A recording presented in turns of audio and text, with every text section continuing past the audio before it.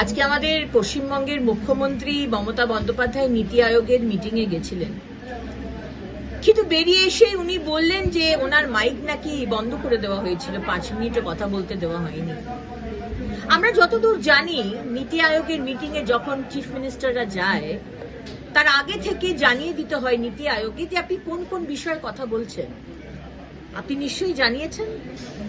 তাহলে জানানোর পরে আপনি এই কমপ্লেন নিয়ে আসছেন কেন? এতগুলো মুখ্যমন্ত্রী গেছিল সারা ভারতবর্ষ থেকে, তারা সবাই সবার রাজ্যের মানুষের জন্য ইনভেস্টমেন্ট, কাজ, পরিষেবার বিষয় নিয়ে আসছেন। আপনি পারলেন না কেন? আপনি পারলেন না কারণ আপনি কাজ নিতে যাননি। আপনি গেছেন ওখানে বিরোধিতা করতে, আপনি গেছেন ওখানে নাটক করতে। আপনি যদি আমাদের পাশের উড়িষ্যার চিফ মিনিস্টার, এক্স চিফ